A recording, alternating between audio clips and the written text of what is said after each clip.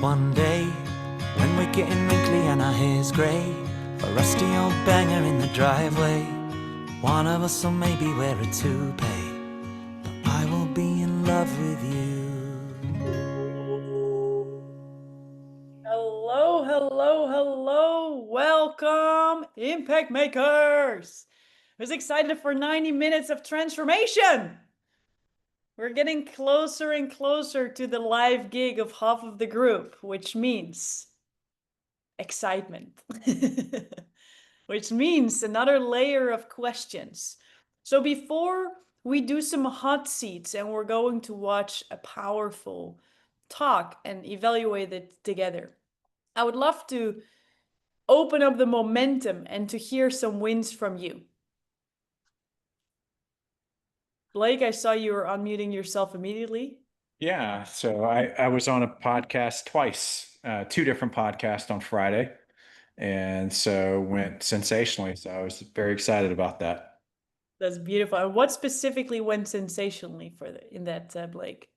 It's funny as we come into this and we're learning new skills for speaking. I was more comfortable speaking to the podcaster, so to speak, and sharing stories and the power of stories and giving examples and everything just seemed to be more smooth, I guess is the best way of saying it. Even the podcaster said, "Hey, usually these things don't go this smooth." And that's the word he kept on using. One of them used smooth, the other one just used well. And I think it's just engaging in this group and then some of the new skills applying. That's beautiful. I love also, Blake, that you're not waiting for the end to do this big reveal, because sometimes that's where a lot of, anxiety can come when we make this one speech, this one keynote, this one big thing that we now need to be perfect for. And I love that you're finding yourself stages where you can utilize everything that you're using and immediately using it with real people, with real audiences, which, by the way, Blake, is it always the same? Or is your content changing like a little bit? And do you share different pieces of the puzzle every time you have a different podcast?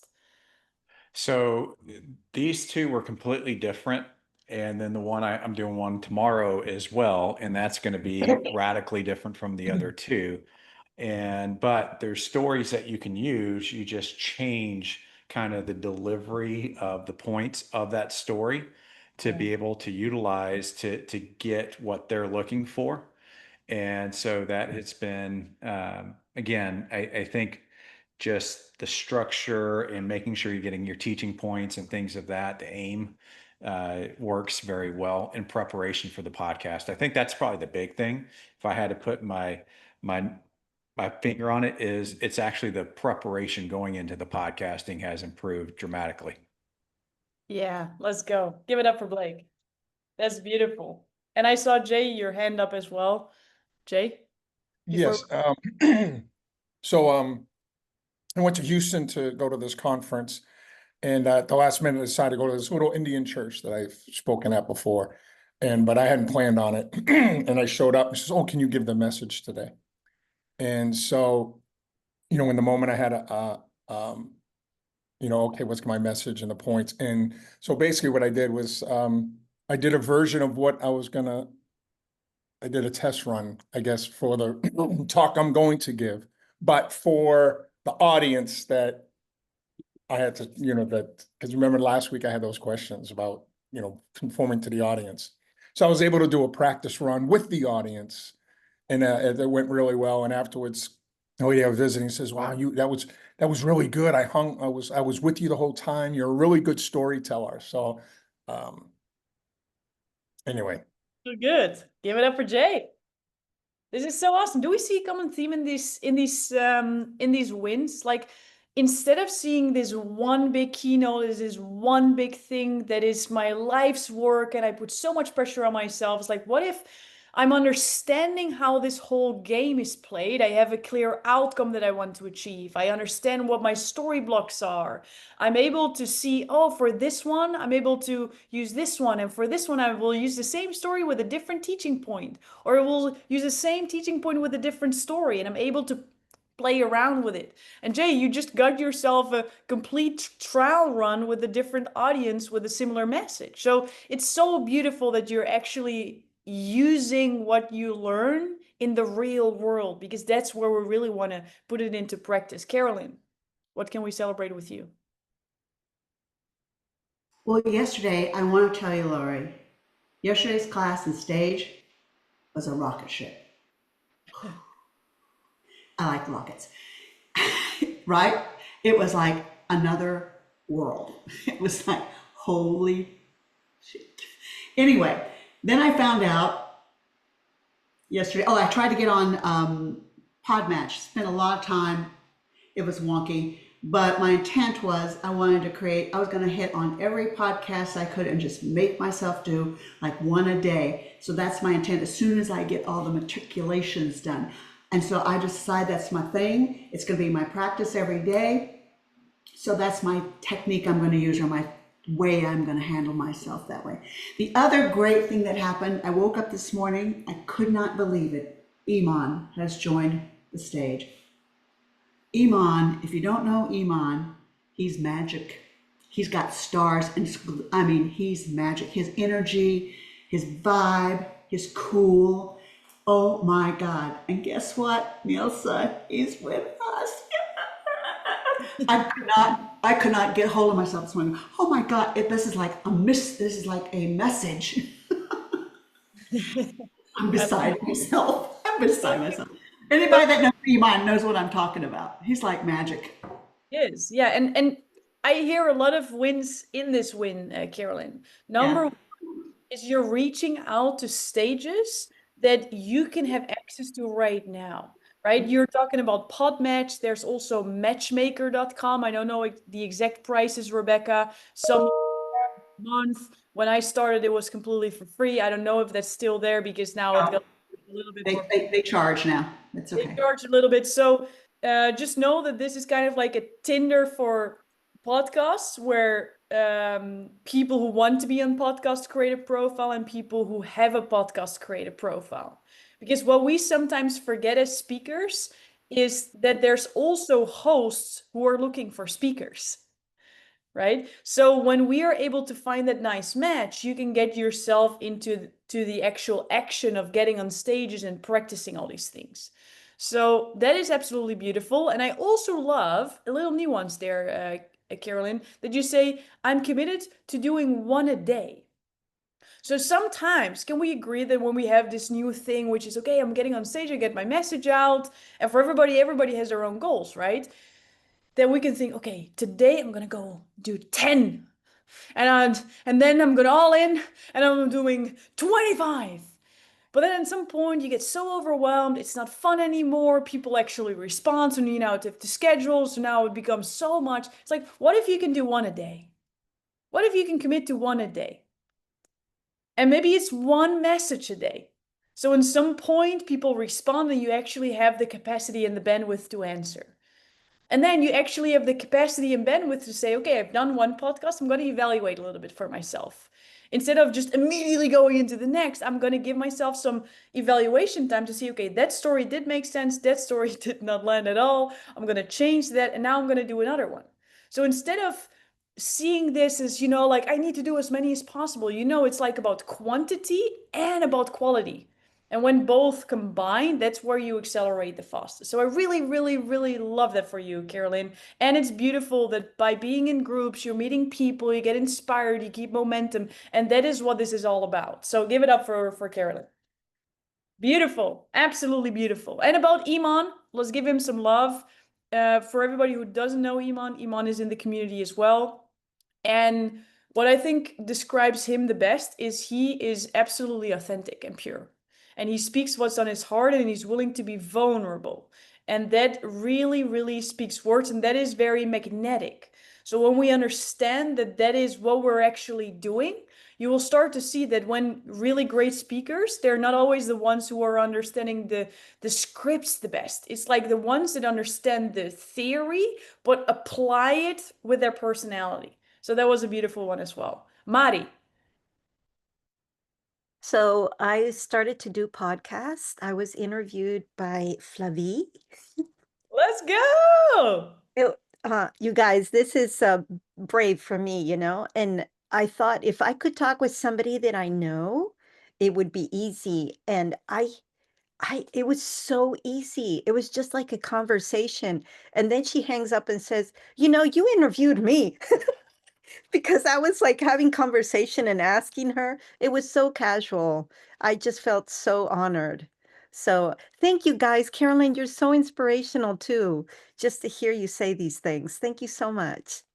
Wow. Besides this great teacher that we have, you know? So amazing. I'm so proud of all of you. Like, this is exactly what this is about. Sometimes when we have this vision of I want to be a speaker, or I want to do this next thing, or I want to be on this big stage, or want to share this in front of people that makes me uncomfortable, we see this as this one big thing. But how can we make that one big vision into smaller pieces and start with what's comfortable?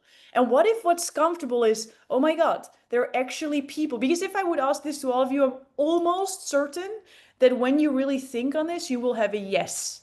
And that is, has anyone ever asked you to be a speaker, but you just said no to it? Or you ignored it, or you pushed it so far away that you now have to think about that opportunity, right? So a lot of people come to me, it's like they want to get on stage. I'm like, I know, and probably you already can if you just say yes to what's already coming at you. So there's something else that's holding you back. And what I want to acknowledge all of you right now is you're doing the work step by step. And you take those actions. And I will tell you, because Mari, this is your third round in the academy, right? And every single time it becomes better. And every single time you show up with more courage. And now you're getting on a real stage. And now you find out, wait, that was actually kind of fun. And I would actually able to do this. And now the next podcast comes. And at some point you have 5 podcasts. And you're like, whoa, I did 5. So maybe I can do a workshop now. And maybe I can actually step up for what I really believe in. And maybe when someone asks me, do you want to share this in a group? And normally you would have thought no, because I wanted to practice and I wanted to rehearse. You're like, you know what? I've done quite a lot already. I think I will manage this too. And then from that one that you would normally say no to, but now you say yes, something magical is coming. But you would not have given yourself that gift if you felt like you needed to be some sort of other person that you're not yet are. We all start to see this common pattern of all of us. And it's so beautiful that, Carolyn, you're giving so many compliments to other people, but other people are seeing it from you. Like the fact that you're in this group, like I see it from all of you. That's why you're in. I really believe in you. I want you to flourish and to spread your message with more people, but everybody in this group sees it too. So Sandra, what about you? And by the way, can we give Sandra a warm welcome for stepping into this journey as well? Sandra, what can we celebrate with you today? I want to apologize. I thought you said yesterday I had 6 minutes to tell my story, like to share my comments. But the class went super fast, and I'm like, "Oh my gosh, we're done already." So, my win is I almost fired my virtual assistant this morning. Whew, that was good because I am so like give people time, and she's just getting a little bit worse as we go. So I was courageous enough to do that. I know it has nothing to do with speaking, but I'm going to share because I'm new. I'm sharing what just happened in the last 24 hours, but I'm going to hang on to her because I need to get somebody better. As my business moves fast forward, I won't have time for this. I won't have time for all these little things because I'm planning my speaking events. So I'm already thinking like, by fall I'll be traveling Canada, so I need somebody to be there to book my sessions. And so yeah. Let's go. Let's go. Let's go. And I love 2 things from this specifically that I want to reiterate for everybody. Number 1 is I'm new. Maybe I don't have a win that you see with your rules, and yet I'm raising my hand anyways. How many times in your life have you thought to yourself, I don't fit the requirements perfectly, and therefore I won't go for it? Right? Who knows what I'm talking about? But what if you say, I see the requirements and now this opportunity comes? Number 2, what I love, Sandra, what you're sharing, and this is what we can all learn from that, is sometimes we see speaking very much connected to stages and this bigger thing. But who can think of a moment, maybe even this week, in your own family or with your friends, where you think, or in this case, an assistant, where you think, the next level of communication is yet to be unlocked, right? An opportunity that you see within the space that you already have, where communication, the next level of communication, is also going to unlock a next level of magic there. The speech that we're going to watch together today has a lot to do with communication at the same time. So we're going to dive into communication through communication. That's going to be fun. Nilsa. This morning, I realized what you always talk about, credibility, and why I asked myself why people don't feel confident sharing their credibility. So I was speaking to somebody this morning and I said to him, you've given me this story, but you left out that you have a master's in finance, that you worked in a bank, and he didn't want to talk about it. So I know you mentioned this a lot, and I just to share for the group about that piece of credibility, because even for myself, it takes me a while to tell people I've done this and I do this. So can you share some light on that? Because through my communication this morning, I saw somebody doing that. Yeah. And I keep seeing people doing that now that I'm aware of it. That's beautiful. I know it's a confidence and conviction and clarity thing, but the more we share what we do and who we are, the more people we can attract and help. Yeah. So this is a beautiful one because you're all creating your story, right? Some people will go live in 2 weeks. Who's excited for that? Some people will go live in a little longer. So when we go through that, and today we had a one-on-one with Blake and Jay, and some people will be tomorrow, is one thing we always talk about is what is really the aim that you're after, right? What's the outcome that you have for your audience? And it's easy to say, but it's harder to really execute. And an aim that is not specific to anyone's stock, but it's more of an overarching modality, is that we need to make sure that people are involved with their emotions, but they also understand what you're saying and they have a specific next action step. Because who here is here to influence people to take some sort of action?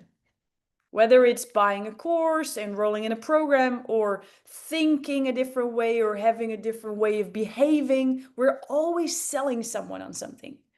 And in order for us to sell something, we need to understand how people buy. And I have the formula for you. You might want to write this down, even though you might have written this down 4 times already, because I repeat this often. People buy emotionally and justify logically. So people buy emotionally and justify logically. In other ways of saying, people want to feel that what it is that you have is what they need. They want to feel that who you are they can trust. They want to feel that who you are is like knows what you're talking about. But we also want to justify it logically. So we also want to think, oh, this makes sense. This is what I need. This is an ROI, a return on my investment. And in order for us to do that, we have the 3 C's that we're speaking of in our talk. Now, who remembers what they are? Rebecca, we didn't hear you yet today. Do you remember what the 3 C's are? Community, credibility, and coolness. Beautiful. 10 points coming your way. 3, 2, 1. Nice. Good catch. All right. So what Chris is talking about is from those 3 C's, the credibility is sometimes a little like put under the blanket or a little forgotten because of some thoughts. Now, Nilsa, you did this in the beginning. What were some thoughts that you had when you had to talk about your credibility? Who cares? Why is that important? Are they going to think I'm bragging? Or are they going to think I know more than they do on this topic? So you get into all this, they don't have to know that. And you start playing it small. But if you play small, then they're not going to get the transformation you want them to get. Yeah. So first and foremost, who recognizes those thoughts? Who am I here to brag with all my cool stuff? Now they think I just want to brag about all this stuff. Now, Nilsa, what was the consequence for you by not sharing it? Your credibility. And we're talking about what it is in a minute, but I don't want you to reveal it yet. So what were the consequences? And by the way, for everybody, and please add some thoughts in the chat, because Nilsa's talking about finances. What are all the consequences that we can come up with as a group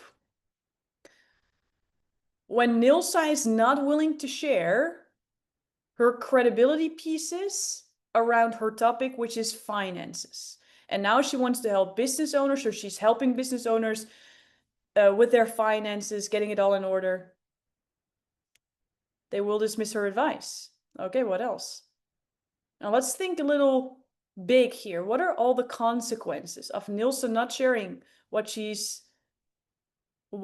is equipped, would feel uncomfortable referring her? Oh, that's a good one, Blake. So not only are you stopping your audience from actually taking your advice to heart and implementing it because they don't believe you have the knowledge, but also other people who need people who want to refer other people, they don't even feel that they can trust you. So now your exponential growth that is free because people can just refer other people is not working out. People are losing out on learning from an expert. People will lose out on change.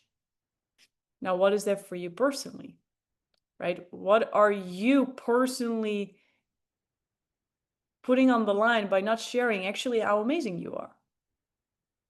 By not sharing to your audience, hey, you can emotionally trust me because I know what I'm talking about. You can logically tell yourself this actually makes sense because I know my stuff. Now, Nilsa, if I give you 60 seconds of brag time, unapologetic, this has nothing to do with your talk. We just want to brag as much as possible about you in 60 seconds. If I would start the time right now, how would you use that? I would say, hello, everyone. Since the age of 6, I've been playing around with numbers and with my piggy bank, my Monopoly board. No surprise here that I went on to become a CPA and a master's in finance. And as if that was not enough, I applied to vigorous programs to learn even more about finance and business. So at this point in my life, I can help any business turn around so they can have more time with their family and enjoy what really life has to offer, which are experiences and learning how to give to our communities and to the world. That's amazing. Give her a round of applause. That was a pretty awesome brag. Now, what I will share, Nils, are you open for a next level in this? Like to have 60 more seconds of brag time, and we're gonna pivot one nuance. Because more often than not, yeah, I feel you. You're like, oh boy, I need to talk. So super brave that you're doing this, and this is a beautiful practice. So when we talk about amazing stuff that we accomplished, it's very easy to start sharing overarching themes. So if I would use myself as an example, for example, I would be like really big stages. Or like what can you think of for yourself? Like what overarching accomplishments have you created? Have you achieved? That would not show the exact picture, but give people an idea. Okay, you want me to share? I want to see some stuff in the chat from everybody for themselves. And then, Nilsa, what we're going to do is we're going to listen to another 60 seconds of brag time for you. And then I want to hear some specific pictures that I'm able to see. And I think you know what I'm talking about because we've talked about it before, but I would love to hear some specific names of schools. I would love to hear some numbers. Maybe you created your own business. I would love to hear some specific things where we're able to not only understand cognitively how amazing you are, but also feel it. And that's our outcome. The outcome is not, by the way, to share, oh my God, I'm so amazing. But what we're looking for is, I feel that you're so amazing. I trust you with your expertise. So before we go to you, Nilsa, please put in the chat for yourself. Like, what are some things that you can think of for yourself? What makes you credible as the expert as you are? A compliment from Mari, that counts. External validation, what else? For yourself, this is your brag moment. I hope the chat is going bananas in a sec. I can share a lot about you guys, but I want you to share it about yourself. What is so amazing about you? Oh my God, 25 years of corporate marketing magic? When me and Luke met, that was my age.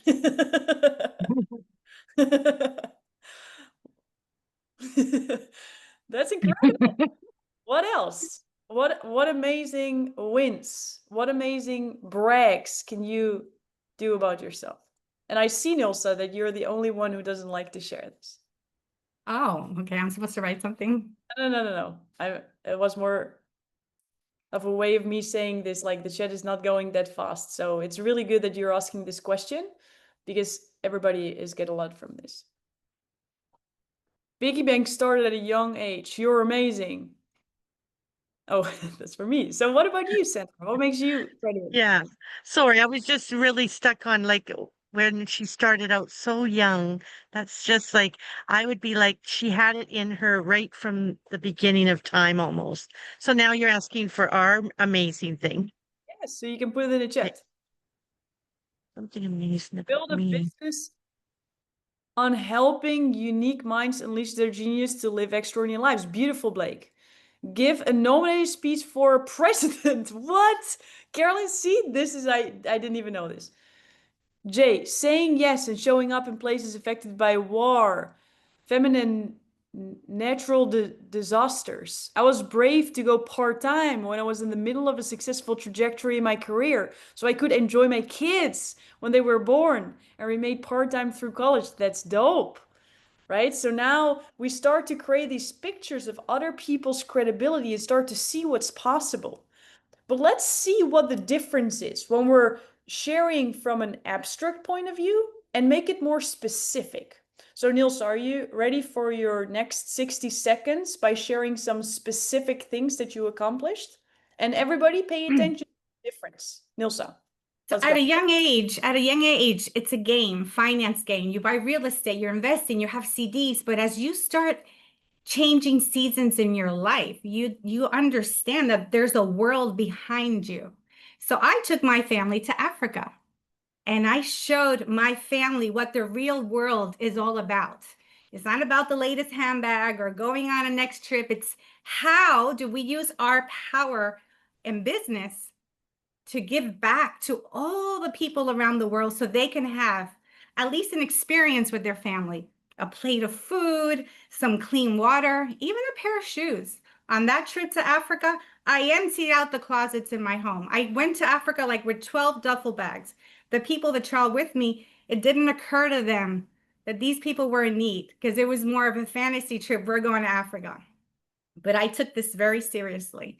And when my 6-year-old daughter told Mom, why is that little boy wearing my pink sandals?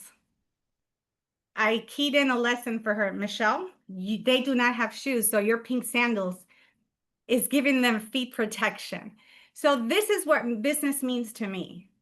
You make more, you learn how to keep more, but there's a beautiful energy when you give more. And then that's what life is all about. So that's what I do in finance. All right, which one resonated more? Story A, story 1, or story B, story 2? Look at that. Now, the funny part is what credibility pieces did you hear? Jay, what did you hear?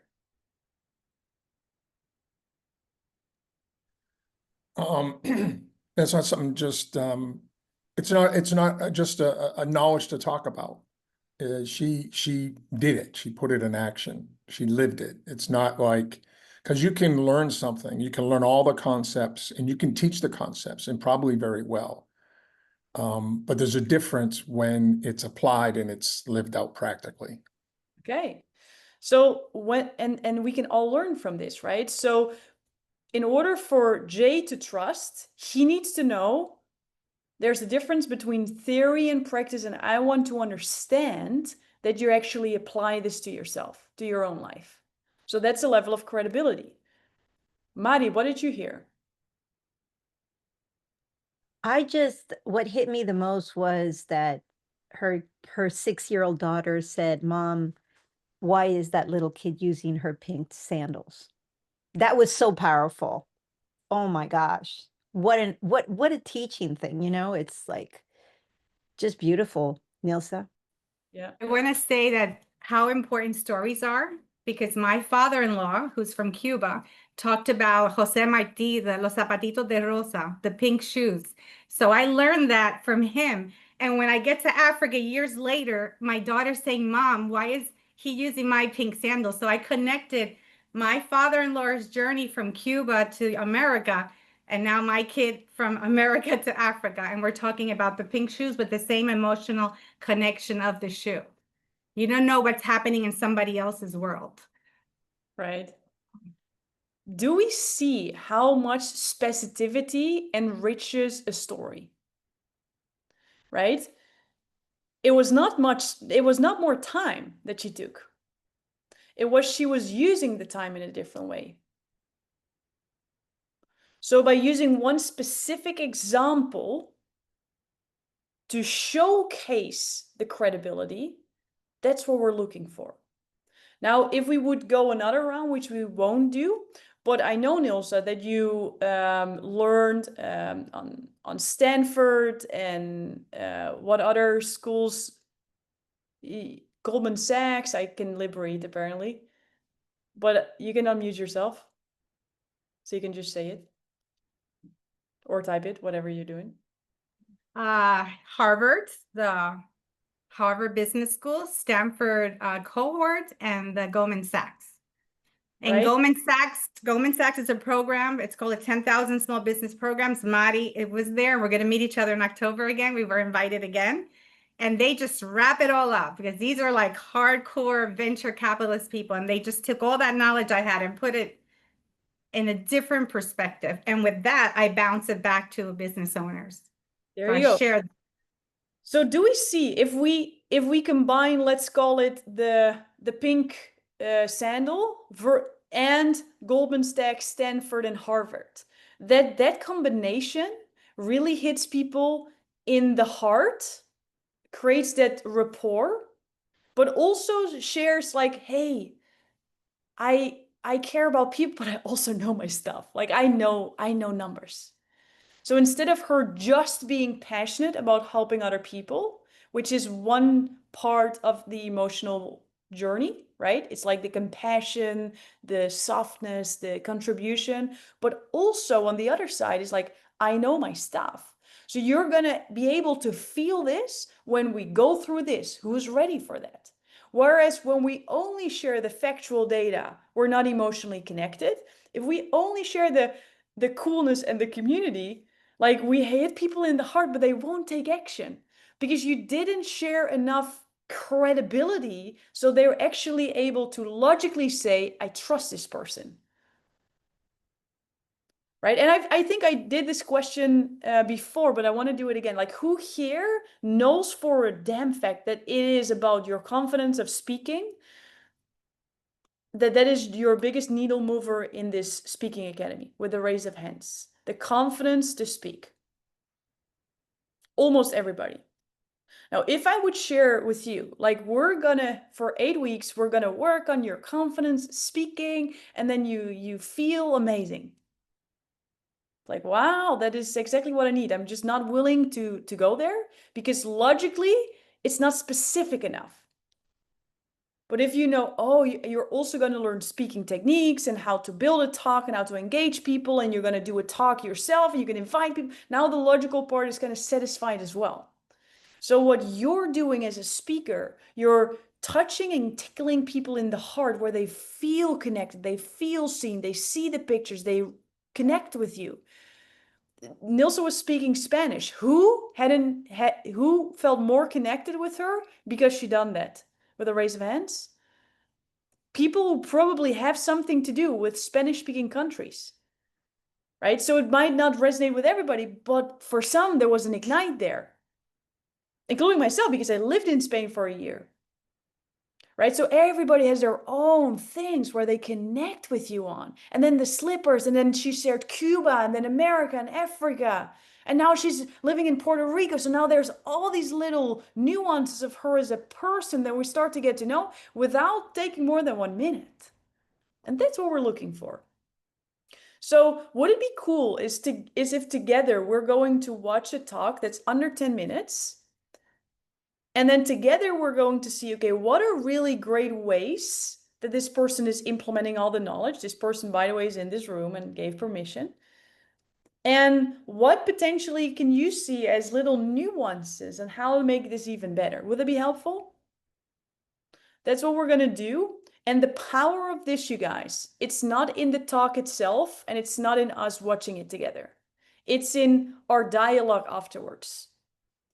So I want to acknowledge everybody already for speaking up today and keep that energy going. So the more questions you're asking, it's not for us to completely perfectly evaluate the talk. It's for all of us to learn, okay, what's my personal next step?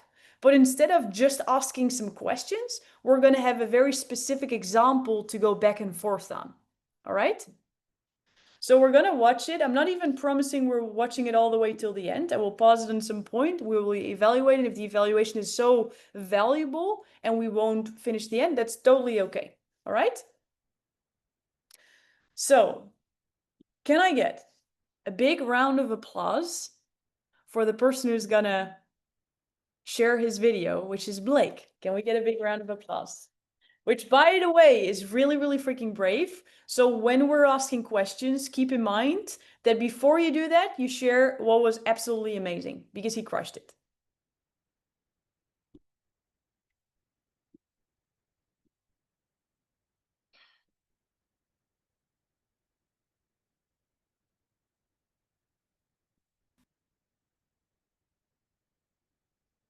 So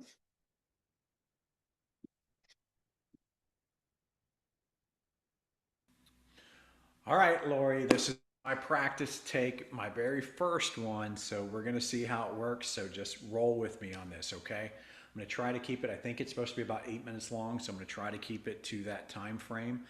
And so here we go. All right. Have you ever tried to speak to somebody who spoke a different language from yourself? Well, my wife is a person who loves to post things on Facebook Marketplace and sell it. And we recently had a young man over at our house trying to buy this truck bed cover that she had posted online.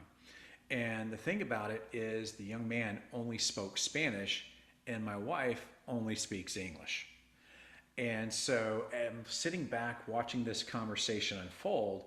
And it was interesting because my wife, I noticed that she started to speak louder. And as she spoke louder, I think she was thinking that because she was speaking louder, he was actually going to understand, and he didn't.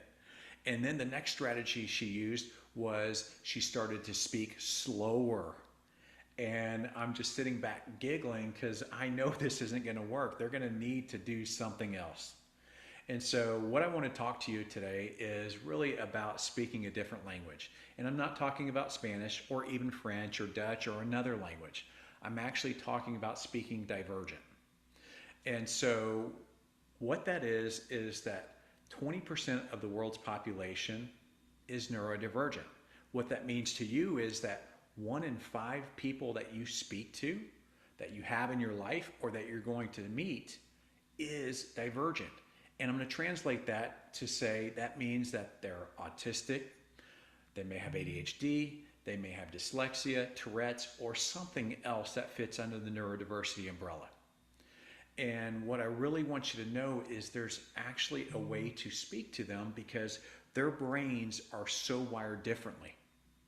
And so let me give you some common misunderstandings. So, one common misunderstanding is the neurodivergent brain sometimes is super literal, where the neurotypical brain it has a lot of implied elements to it. And so imagine. All right, we're gonna pause it right here. That's epic. Look at the room, Blake. First and foremost, Blake, how was it to watch yourself back in this group? It is really awkward to watch myself being watched by other people. I've never had that experience before. So it's humbling and it's good for desensitization because that's the reason I actually came to the academy was to desensitize myself to speaking in front of people. Yeah, and you just did. And I'm so proud of you by giving permission to do this together because this is going to be super, super powerful. Because what we're going to listen to is first and foremost, I want to hear someone and I want to hear what your feeling is to Blake as a person while you're seeing this, while you're listening to this. Sandra, what do you feel?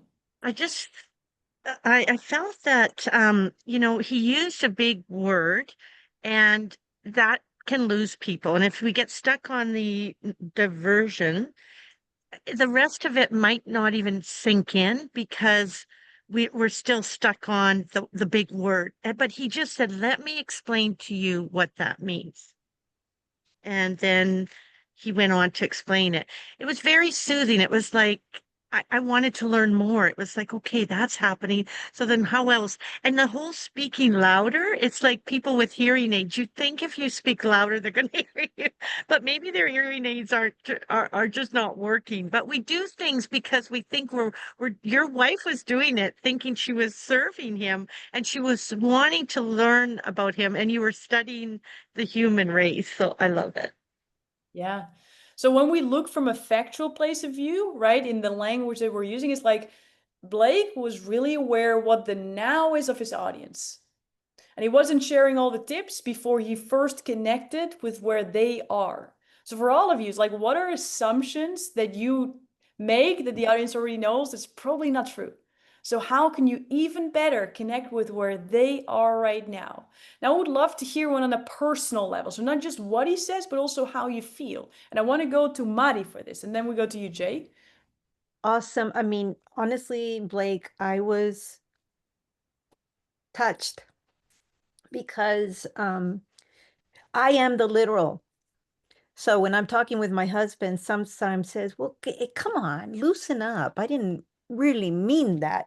And I'm said, "But you said that," you know? And I was like, "Oh my gosh, at my age, I'm just finding out this." It's like crazy. Thank you. Thank you. Thank you. Yeah. Welcome. And we're doing this, you all, because sometimes, and this is so fun, Blake, like when we share it, we have our own interpretations of ourselves, right? When you look back at your own video, you see, maybe, and I use a generalized examples like I use oh no, I should not use because that's not what a great speaker is about. And then you have Mari, and Mari's like, I feel so seen right now. Thank you so much for sharing. And then we forget that. We forget where we're actually doing all of this. Jay, the last one before we keep watching, and then we have another round of responses.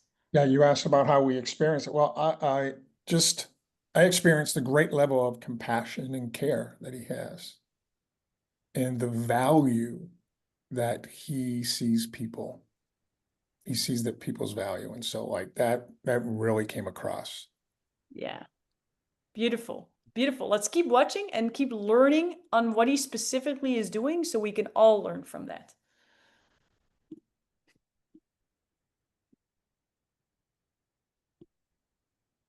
Having a phone call with somebody, and at the end of the phone call, they say, hey, we should do lunch sometime. Well, the neurodivergent individual who thinks literally is going to be waiting on that lunch invite. And if they don't receive a lunch invite, they're going to think they did something wrong or that you don't like them anymore. Whereas from the neurotypical mind, you're just saying, hey, goodbye. But it was implied differently, right? And so this is one of the common misconceptions. Another one is sensory overload versus misbehavior.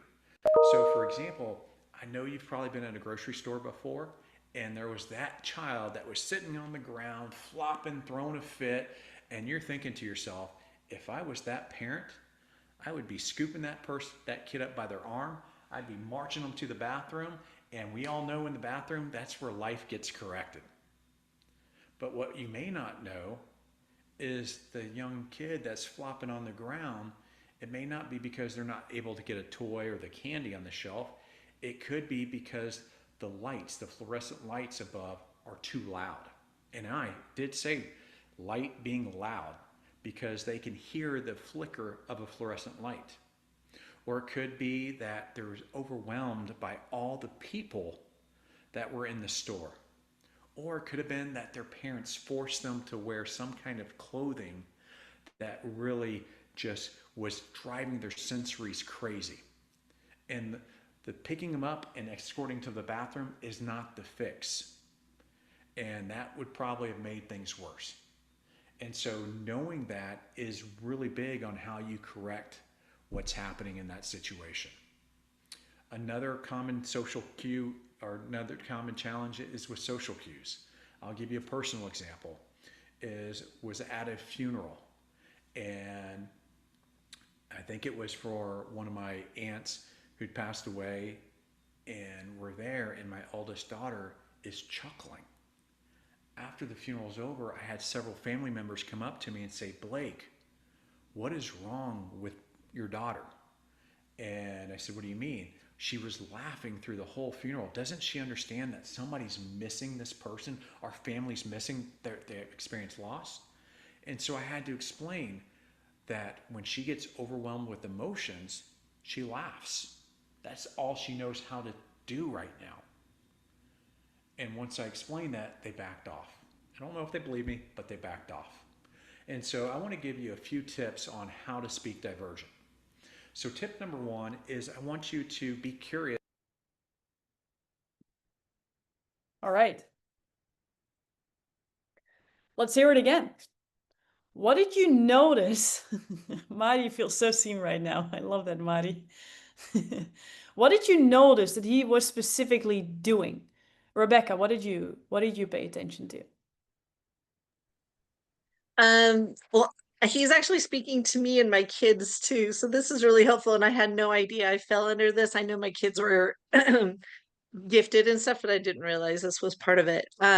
So for me, the examples and the one about the grocery store, I have had that thought about parents long time ago. Now I've chilled on that as I put socks on my kids and they couldn't deal with the socks. And so once I found a pair that worked for them, I bought like 20 pairs of them because they were the right ones. Blake, you can probably relate to that. So I'm just relating to his story, and his voice and the way he delivers is so soothing that it's easy to absorb. And it's not like a pointing finger, like I'm relating this so much, but I don't feel bad about having these issues. Like I never have lights on kind of thing. I don't feel bad about it because he's doing it in a gentle way, I guess. Does that make sense? It really does. And what I hear as a first sentence is I was totally resonating, right? And that's, Blake, what you did so well is you picked out stories that everybody can pick something from, right? So this is the same principle that we just used, Nilsa, with your credibility stuff, is when we're using it factually or we're just sharing it through some tips, right? It's like at some point, Blake will say, we should not assume. We should be curious. It's like, okay, well, great. Thank you. But when we're able to connect it through a specific example that we can see, that we can resonate with, that we maybe even have some emotional connection with, because Rebecca, you're like, oh, the socks. Oh, I remember the socks, right? So now you go to your own memory and your own thoughts. So now Blake's information is going to be stored in a part of your brain that already exists. So therefore, you're going to remember it for a longer time. Therefore, you're going to be more likely to actually do something with it. And who also felt that Blake has a very soothing voice and he's very nice to listen to. Right? This is the exact thing I just said to him. It's like, dude, like you can trust no matter what. Like whatever you're going to share, people are going to just love listening to you. You have such a nice voice. So it's really nice to know that everybody is gifted with different things and that all of you have things that no matter the stress, you can always trust that that's going to happen. And in Blake's situations, whatever he's going to see you, Jade, whatever is going to happen, like he will know that his voice is going to be pleasant to listen to, which is nice because whatever is going to come, whatever thoughts, it's like that's kind of like a stable factor. You know that that's going to happen for sure. Jay. It just came to me what he did excellently and expertly, okay, was the empathy that he showed us, okay, in walking us through our misconceptions and what we might be thinking in the right way of thinking about it.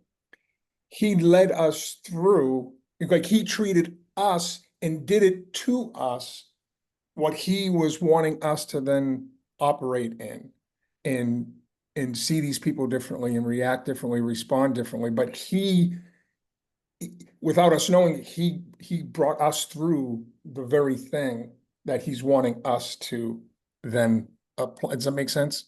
And I thought it was just expert. So let's use this now as a test case because Forever was there last week, and I want to just reshare your question of last week, Jay, because Jay is going to speak in 2 weeks. He's going to talk about a topic that's close to his heart. You're very big on God, and now the question is, should you kind of like dust and protect that message so not everybody is going to hear that in the full amounts as you feel it? What is this observation that Blake is doing? How could that be applied to your speech when you share that?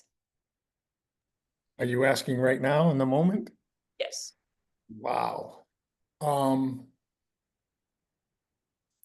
I I'll think talk through it so you have a little time to think of this, because the reason why I asked this, like we're using Blake now as an example, but are we doing this just for Blake? Right? Whatever Blake is doing, what we want to understand is, okay, how is he applying the knowledge that we all learned through the course? How is he applying this? And how can we understand the knowledge even better by having examples from real people that walking this path with us? And how can we apply those same principles in our own talk? So that's why Jay is, I think honoring and valuing the people's now.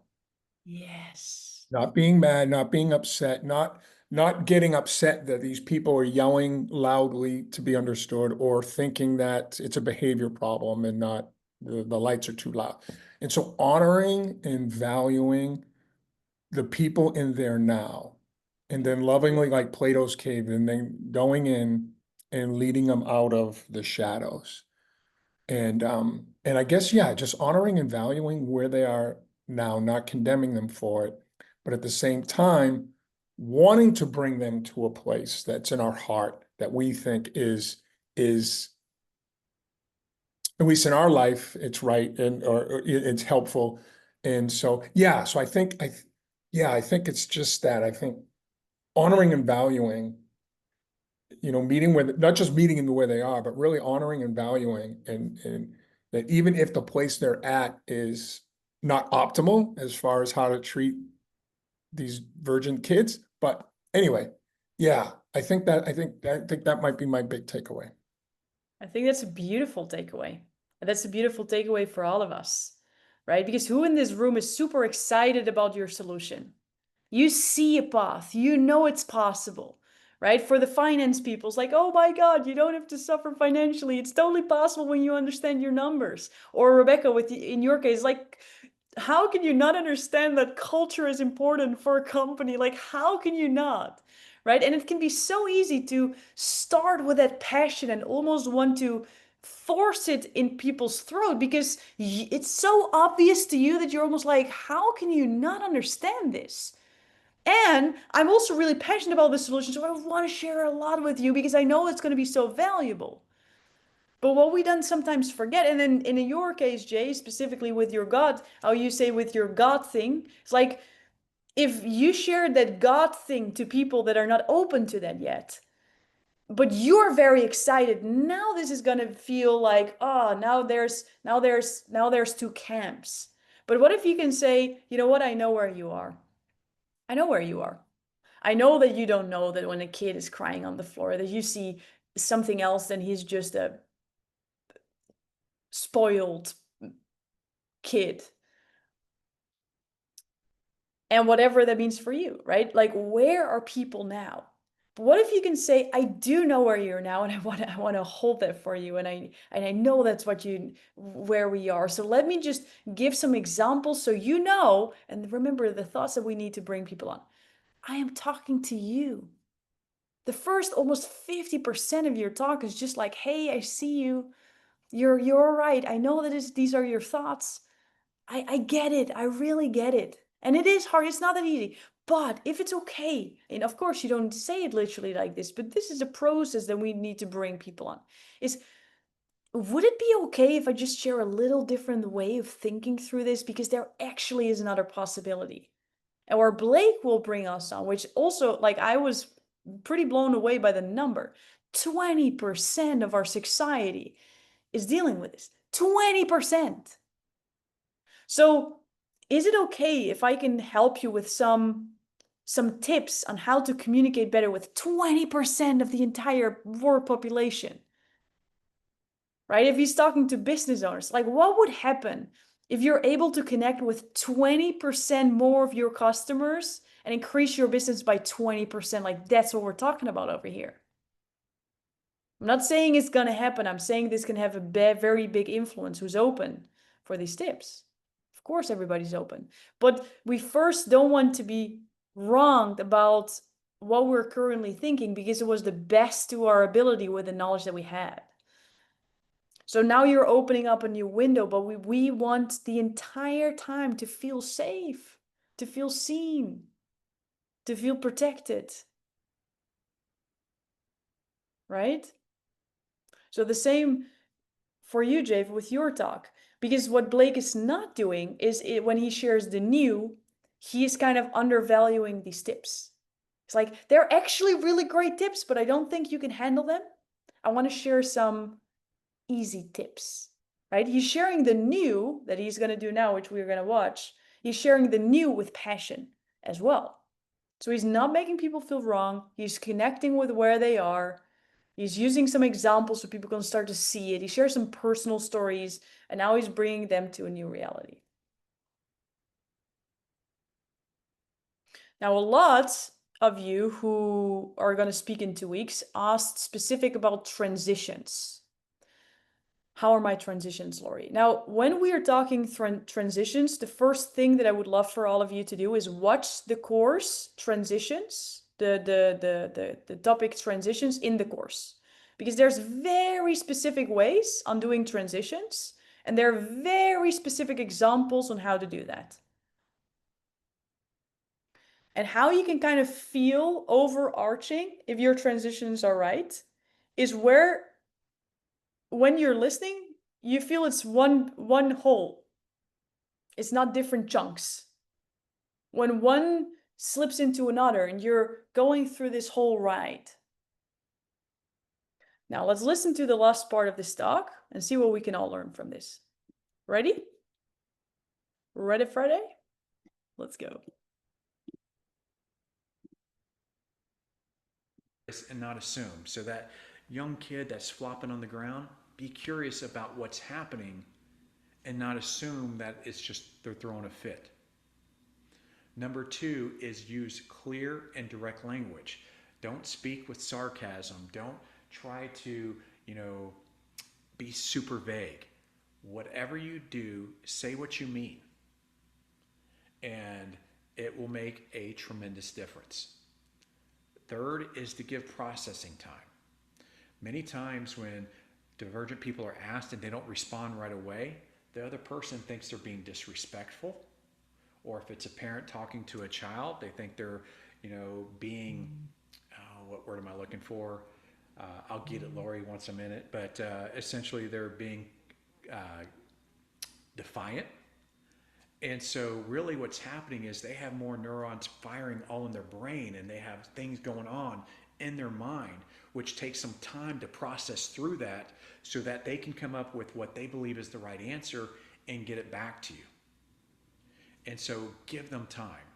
The next thing is to be consistent with how you communicate with them. This is going to build trust. And so you want to be predictable. And what I mean by being predictable is that don't come in one time talking a lot of sarcasm and then the next time saying what you mean. Because they're not going to know what to do with it because they're trying to figure out how to communicate with you. And on this hand, you were sarcastic, they took you literally, now you're being literal, they may be thinking you're sarcastic. And so just be predictable and consistent. And then the last thing is offer choices, not demands. I see this many times with parents and kids, and also bosses and employees in the workplace. And typically what happens with many neurodivergents is when you start demanding things of them, it actually sends them into fight, flight, or freeze. And so fight may not them putting up their dukes to battle you, but what it is they're getting very argumentative with you. Freeze might mean that they start shutting down and they won't even say a word to you. And then, of course, a flight means they exit the conversation, they leave, and you're going, that was weird. I didn't even finish the conversation. They're out of here. And so these are key things to think about as you're going through and you're learning to speak divergent. Now, why this matters is because once you learn to speak divergent, you can unlock so many hidden treasures and gifts from that person that can literally change the world. So I'm going to give you some names, and let's see if you've heard of these names before. Michael Jordan, Michelangelo, Einstein, Elon Musk, Jerry Seinfeld, Richard Branson, Justin Timberlake, just to name a few. And what's fascinating is one of my favorite guys is Michelangelo. And what people don't know about Michelangelo is when he was a teenager, he actually used to sneak in the morgue. And if he would have gotten caught, he could have died. They would have killed him. But he would sneak into the morgue and he would actually do autopsies on the bodies because he wanted to create through his artwork the perfect body and sculpt the perfect body. And he believed that if he could get in there and he could touch the organs, he could mess around with it and he could understand, that would help him become the sculptor that he could be. And of course, that's where David came from, is him getting in there. And this is how the autistic and neurodivergent mind really think. And so I'm going to end you with this challenge. Again, you probably know somebody that's neurodivergent. What I would ask you to do is go in and ask them how they would prefer to communicate. And my last statement here is, remember that speaking divergent isn't about learning or mastering a new language.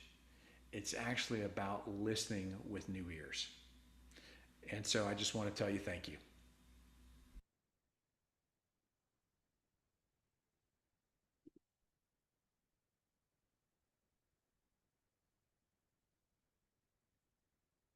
Blake, how was that for you to watch the full entire thing and listen to people's feedback in between? The feedback was incredible. It lets me know I'm on the right path. Obviously, I think we all have a little bit of the maybe imposter syndrome or maybe hypercriticalness that we go in and we look at things that we could have changed, improved, and overall make modifications. But I think overall, it sounds like everybody was kind of getting the message or my aim that I was striving to get to. And that's wonderful. And it actually gives me even more confidence to make some of the modifications you and I spoke about this morning to it to make it even flow better and maybe more engaging. That's beautiful. That's beautiful. Who felt that? Who felt that if he would do this exact talk, like not a word difference, not a, even like L'Oreal get it, right? Even including all of that, he would crush it, right? So sometimes, and I really want to acknowledge you, Blake, for using this video in our training, because it's a real hotter level of watching yourself, and then there's another level of watching yourself with me, and then there's another level of watching yourself with everybody, where everybody can have their own opinions, and you're like, but this video wasn't perfect. You know, this is what we're doing. This is what it's about. And this is why this is so powerful, because on one part we have the art, we have over the science, we have all the steps. We can talk about transitions and hooks and this and that. And in the end, what we want to do is we want to like get something that's inside of our head, get it out there, so that every single time it can go better. Remember what we talked about during the wins? Everybody's going on podcasts. We're improving our speaking by actually using it. And that's our goal. Now, before we open up it for overarching Q&A, which can be related to what we just watched with Blake, but it can also be something that sparked for you in your personal talk by watching all of this. Like, in your own words, like, what do you think went really well, but what do you also, if you would summarize the conclusion that we had after the one-on-one, what is your biggest leverage point for the next version? Because I think that's very interesting for everybody to listen to as well. I think what I believe went really well was, I think overall just and I'm going to say the length of the actual speech. You know, it stayed around the 8.5 minute mark, and that's what I was trying to do. I felt like it was relatable on different stories. So sitting in a funeral, at a grocery store, and then bringing in some of the well-known individuals that we kind of all know, that maybe we didn't know they were neurodivergent or anything of that nature, might show that, what society kind of looks like, and the mix and match of the population. As far as what I believe I would change is what we talked about, is leaving a little more curiosity in it, and essentially like maybe going deeper into the Michelangelo story and having it more in the front, and kind of, I don't know if y'all are familiar with Paul Harvey, but he used to have this radio show where he would do the rest of the story, so you don't give out Michelangelo's name, but you start walking them through it, and then at the end you reveal who it is. And just adding more curiosity in the beginning, and then the answers more afterwards, and the solutions kind of towards the end, is, I think, is how I would redo it. Yeah. Beautifully said. Beautifully said. So the biggest needle mover, one, like, before I'm even gonna reiterate, is like, he crushed it. And what I'm so grateful for, Blake, is that you were willing to use this video, because everybody who's going to be on the one-on-one, I also hope that gives a little grace, because we're all thinking about, oh my God, this opening, or, I saw you looking at yourself, it's like, okay, Lori, I'm gonna do this. Like, this is exactly how this video is supposed to be. Exactly how it's supposed to be. Like, it doesn't need this beautiful masterpiece. This is the first iteration that you're doing out loud, which more often than not, when you actually do it, it's way better than you thought. And that's the point. The point is not to keep thinking about this perfect version, so there's actually never a version. So there's never a next level version. The goal is to get as fast as possible in the game, having some knowledge up front to actually feel that you have some rules of the game. And then, as while you're implementing, you're gonna listen with different ears, because the knowledge that we're talking about, like, you're able to extract the knowledge based on your bandwidth in your headspace. So if you done your version, now you're open again for new feedback. But before you actually put it into practice, I can tell as much as possible, but it will stay intellectually, which is a very different way of learning. So I really think this was beautifully done. And the main point that we talked about, and this is a overarching theme for everybody, is there's a different way by revealing what the point is versus explaining a story and understanding it through a story. Right? So Blake is sharing some specific tips, and then he's emphasizing that through a story. And the next level will be, okay, how can you share the story while people understand the outcome? And then after the story, you kind of reaffirm that what they already were thinking is actually right, and they're able to write it down. Does it make sense? So instead of explaining and then giving an example, it's sharing the story and then sharing the clue. Let's go into some questions and Q&A. Jay, I saw you were waving at me. Yeah, I just want to thank Blake for the journey, because and it hit me right at the end when he was talking about when you learn how to communicate, you're helping to, unlock, the treasures, that are in them that the world needs. And it was such a journey, because in the beginning, we're looking down perhaps in judgment on this person that seems like they're out of control behavior. And so we're looking at them maybe as less than. And then we're coming through a journey of understanding, okay, this is what's really happening, and this is how you can better understand. And then at the end, we're going from looking at someone as less than to, oh my gosh, this is like a super most incredible person in the world, and I get to help, bring that out. And so it was just, and it just zapped me at the end. Like that revelation, like, oh my gosh, is like an incredible person that's in front of me, not someone to be looked down upon, or, a disabled person, but this incredible. And it just was, so I want to thank him for that really potent punch at the end. That's beautiful. Jay, you put that in words that I was thinking but never verbalized, and so I appreciate you putting my thoughts into words for me, because that was very helpful. It's exactly what I wanted to try to do. Yeah. Let's go. Who resonates a lot with what both men are saying right now? Sometimes your own thoughts, you can understand them by listening to another story. Who got so much out of Blake's example with the raise of hands? Not just for him, but for yourself. That's the power of this, you guys. Like the fact that Blake said, you know what, let's do it. Let's use it. Now gives all of us the ability to have transformation, but let's think of your story. Because who has thoughts about your story if really honest, it's like, it's not good enough. I'm not yet really excited to share this video with Lori because I'm not even sure what she's gonna think, right? All the thoughts that come into your mind. Because let's be honest, it's not like, oh my God, are you the one? You're the crazy one that thinks these thoughts? No, we all have them, including myself sometimes, and I'm teaching this. Come on now. So it's not that these thoughts will go away. It's that we are recognizing the thoughts and think, oh, haha, they're here again. And remember all those moments that people actually get so much value out of me sharing it. I will do this one more time. So now not more people will share it. And when you come to a place where you don't need to hear what people get from it because you know. And you know that you can hold space for all those people because you've practiced that vulnerability muscle, so to speak, so often that you don't need that reaffirmment. Like, oh, you did so great. It's like, I know I did great.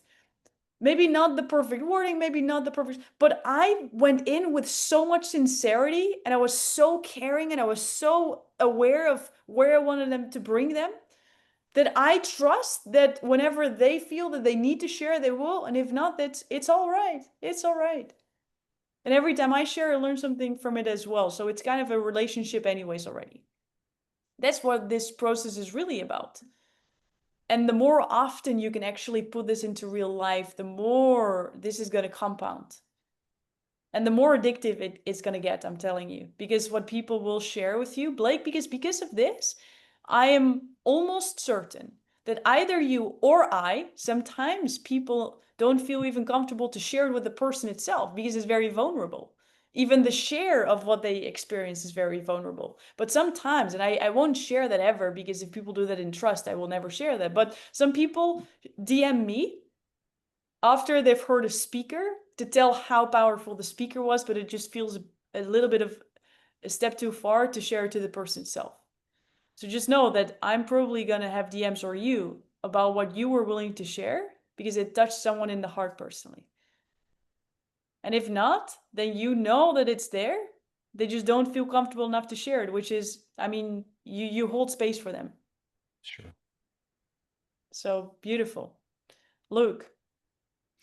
Thanks, Laurie. And I just wanted to share, Blake, how beautiful that was. Like for your first draft, I could feel your heart. You know, I just felt your beautiful soul coming through the screen. It was just magical. So I just really want to applaud you, brother, for the work that you've done. And the second thing I wanted to say is it reminds me how when we film ourselves, even if we just watch it back ourselves, we see a completely different presentation. So we can practice and practice and practice, but when you record yourself, it just is exponential in terms of what you get in terms of your own feedback. And guess what? There's an amazing group here that you can share at any point, any iteration for feedback. We don't have to just keep it in this class structure. We can share in the group and we can all feedback on one another's, and we all get even better and we all get more inspiration from one another. And the third thing is, I thought it was beautiful, but my little tiny even better if would be that you shared some tips at the end. And I don't remember, how many did you share, Blake? Was it 3? Was it 4? Technically it was 5. They were soft tips, but it was 5 small tips. Perfect. So one thing that might work for you is to create an acronym. So an example, and I didn't hear all of them and write them down, but an example would be hear. So I'm going to teach you how to hear a divergent person.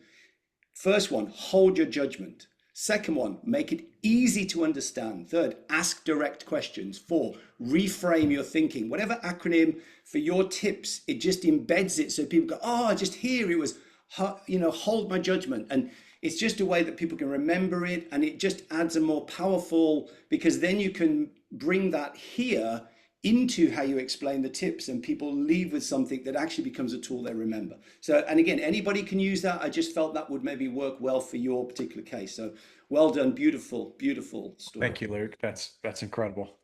That's a good one. Nice. Nice, beautiful. Mari, and we can reflect back on Blake, and you can also ask some questions that came up for you, right? We have 12 more minutes, Mari. Thank you. Thank you, Lori. Blake, as I was hearing you, I was thinking the opposite.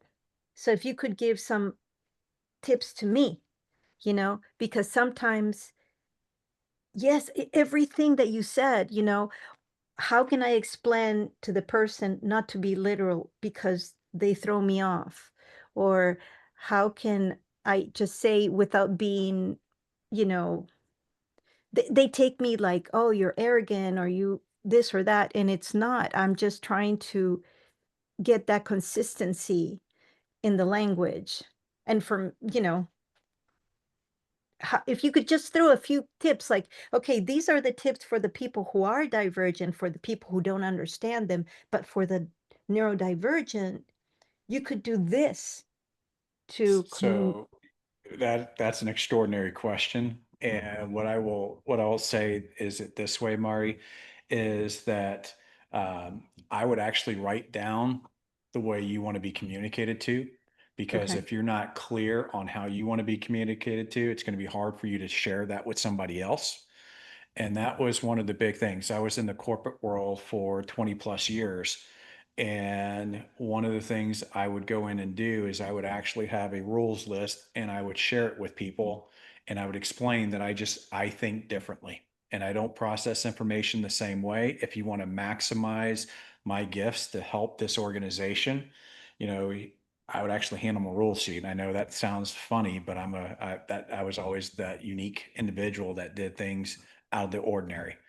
And if it's something where you're a very literal thinker, you can just say, hey, just so you're aware, I think very literally. And so if you say any metaphors or you say any sarcasm, I'm probably not going to get it.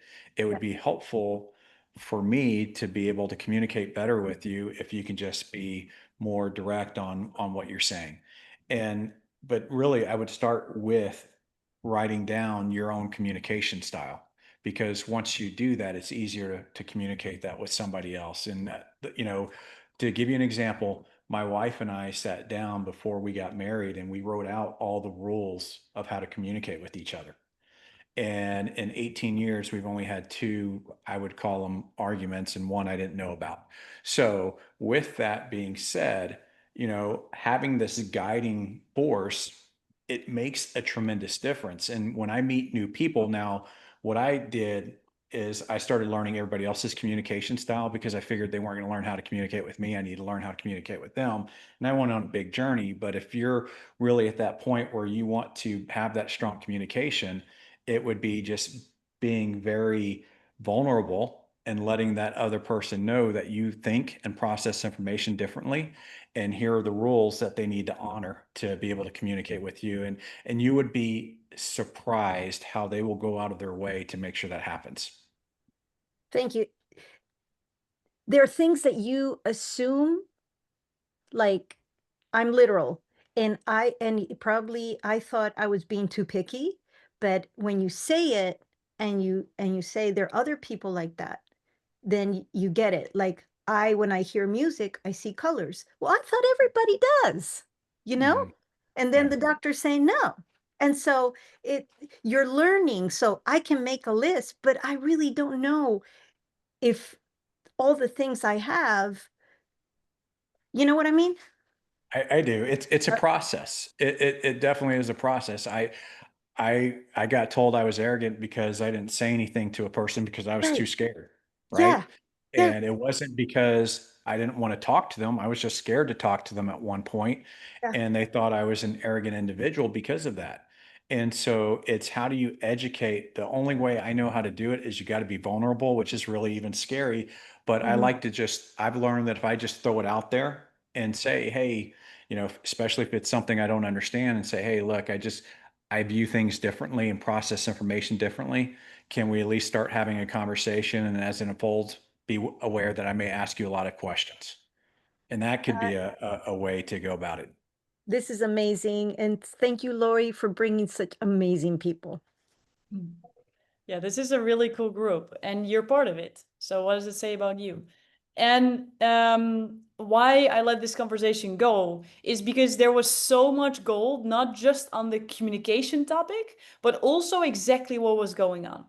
Because who heard Blake share about 20 years in corporate and exactly how he handled that? And who wrote some notes just because he was sharing that?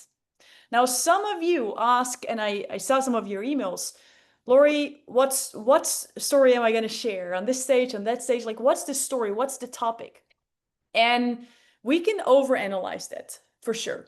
And there are different ways of doing that. And there's different aims and different stories.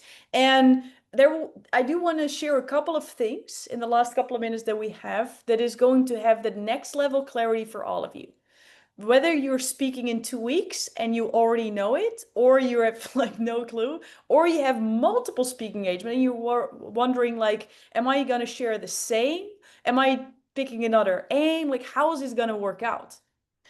The biggest overarching theme before I'm going to make the connection, Blake, with your 20 years in corporate, is that there is no right or wrong aim. And maybe it's also not about the right and the wrong story either. And now some of you might be more unclear. It's like, okay, but then how do I choose? Right? Maybe the outcome is not to do one really great presentation. Maybe the outcome that we have is that you're really easy to adapt and fast to adapt because you're able to do different things faster. So to make that specific, let's just say that this week you have to create a presentation, and then next week you also have a presentation for a total different audience. Now, how cool would it be if no matter where you speak, for who you speak, or what you need to speak about, you're able to prepare like within the day and know that you got it no matter what? So maybe the outcome is not like figuring out what the perfect aim is, but just to pick one and to make sure that that is going to be delivered. And that when you go through your story library, you know that I have something that emphasizes my credibility, something that emphasizes my community piece or the values that I have, and some specific things about me. And what I love when I get on one-on-ones and people share, like, I made this video and I'm not happy with it and I don't even know what my aim is. But you know, can I just share something? And in this case, Mari just asked Blake a question, and Blake starts sharing, well, I was 20 years in corporate and I did it. I'm like, okay, well, that's a story about community and credibility. That was a great picture statement. That was well done, right? So sometimes we overcomplicate what a story really is. And how I personally apply this framework is that when I have a speaking opportunity, more often than not, I use very recent stories.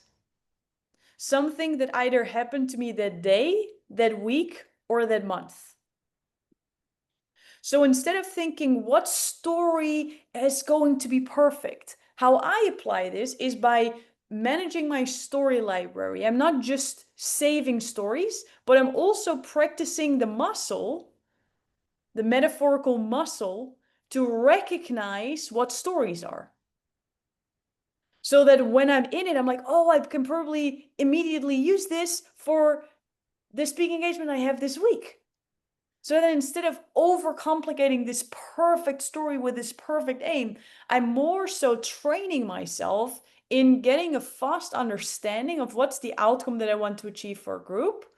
What are some stories that I can use that are fun for me to share right now?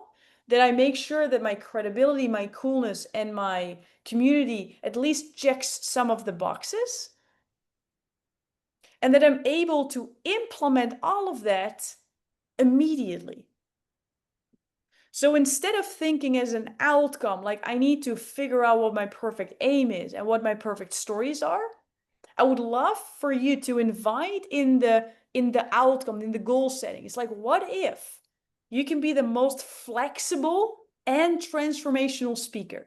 So when, for example, Blake, you shared like, I might not be in my office when I do this gig. Like maybe that's so perfect because now you're able to practice that flexibility muscle even better. And what if that is the outcome? Because how many times something unexpected happened right in front of a really big opportunity? I think it's Myron Golden who says, what does he say?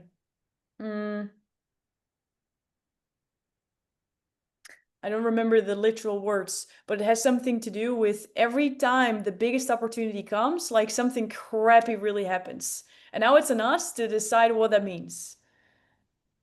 Is it testing us and can we move through with it?